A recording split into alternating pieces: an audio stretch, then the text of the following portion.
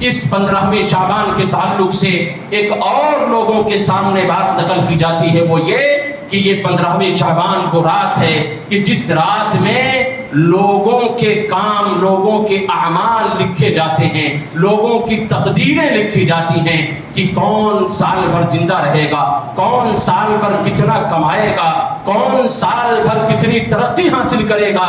اس رات میں یہ ساری کی ساری لکھی جاتی ہیں لوگوں کی قسمتیں۔ اس لیے اس رات میں اٹھ کر کے بیدار ہو کر کے اللہ تبارک و تعالیٰ کی عبادت کی جائے، اور اس چیز کو ثابت کرنے کے لیے قرآن کی آیت پیش کی جاتی ہے، اور وہ قرآن کی آیت یہ ہے انا انزلناہ فی لیلۃ مبارکہ، کہ ہم نے لیلۃ مبارکہ، مبارک رات میں قرآن کریم کا نزول فرمایا ہے، قرآن کریم کا نزول فرمایا ہے۔ انا کنا منذرین، اور ہم لوگوں کو ڈراتے ہیں۔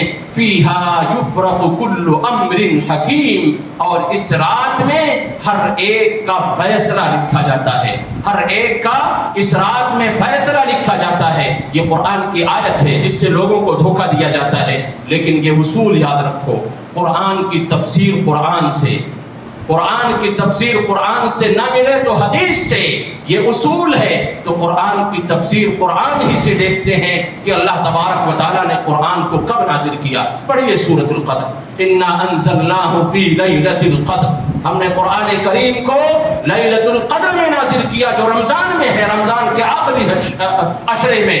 اور پھر سورہ بقرہ چلتے ہیں، سورہ بقرہ میں دیکھیے شہر رمضان الذی انزل فیہ القرآن، ہم نے قرآن کریم کو کب نازل کیا؟